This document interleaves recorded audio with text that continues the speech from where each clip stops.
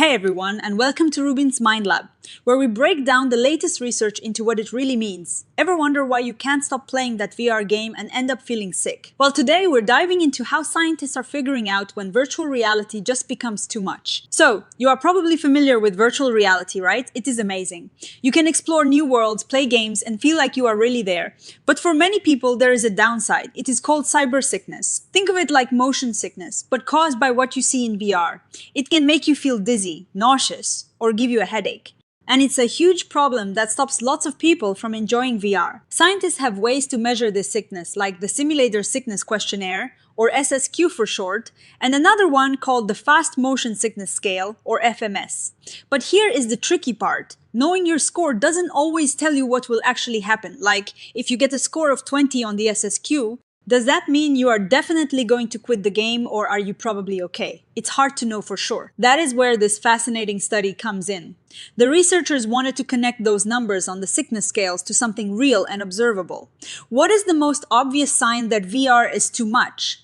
When you decide to just take the headset off and quit, they decided to use that exact behavior early termination, or people quitting a VR experience before they were supposed to finish, as a way to understand what those sickness scores really mean. They did this in two main studies. In the first study, they had 183 college students play a VR game called Jurassic World Aftermath. The instructions were simple: play for up to 20 minutes, or quit anytime you felt too sick to continue. While they were playing, the students regularly rated how sick they felt using that FMS scale. And then after they stopped playing, they filled out the SSQ. The magic happened when they looked at the numbers. They used a method called behavioral risk banding. Basically, they looked at the sickness scores and figured out how likely it was that someone would quit based on that score. Think of it like a risk meter. If your sickness score is low, your risk of quitting is super low too. If your score is high, your risk of quitting skyrockets. They found clear patterns. For the FMS -10 scale, which goes from 0 to 10, they saw that if people scored 3 or less, they were very unlikely to quit. But once they hit a score around 6, the chance of quitting went up to about 50%. And if they scored 8 or higher, they were almost guaranteed to quit. They did the same thing with the SSQ. For this scale, a score of 20 or less meant a very low chance of quitting. But around a score of 40, the chances hit that 50 to 50M arc. And anything over 80 meant almost everyone would call it quits. This allowed them to create these really helpful risk bands: mild, moderate, severe, and extreme. So a mild FMS score is 0 to 3, and a mild SSQ score is 0 to 20. A moderate FMS is 3 to 6, and a moderate SSQ is 20 to 40. Then, severe FMS is 6 to 8, and severe SSQ is 40 to 80. And extreme is anything higher than that. This is super useful because it links an abstract number to a likely behavior. But they didn't stop there. They also looked at when people quit. Imagine drawing a graph where the line shows how likely people are to keep playing the VR game over time. For people with mild sickness, that line stays almost at the top. They keep playing for the whole 20 minutes.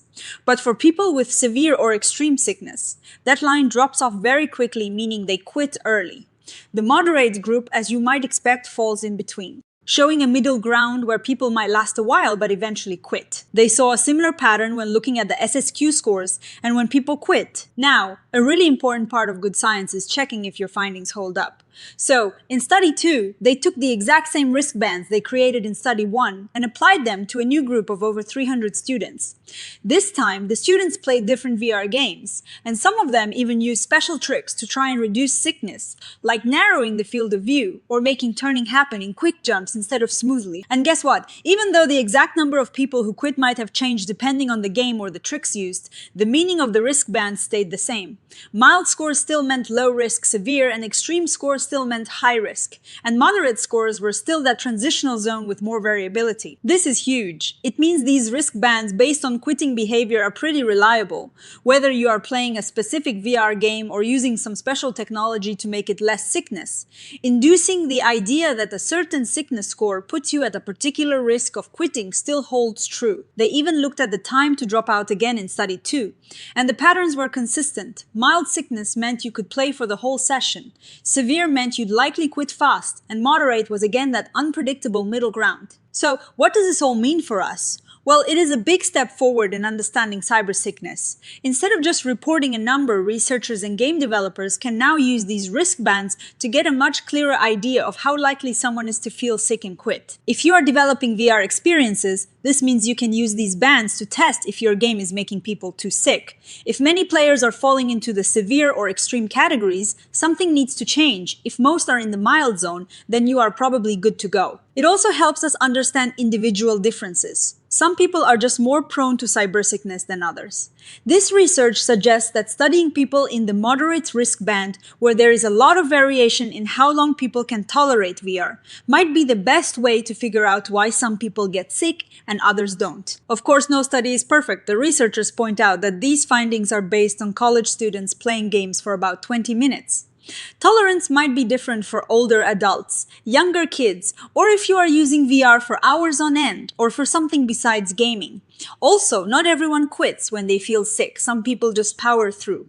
So these bands are about probability, not a guarantee. What is next? They suggest more research in different VR situations with different people and for longer periods. It would also be interesting to see if people's own understanding of terms like mild or moderate sickness matches this behavioral definition. Imagine if VR systems could even adjust themselves on the fly, turning down the intensity if your sickness level starts creeping into the moderate zone. Overall, this research is super important because it takes those often confusing sickness scores and gives them real-world meaning. By linking them to the actual behavior of quitting, scientists and developers now have a much better tool to make VR experiences more comfortable and enjoyable for everyone.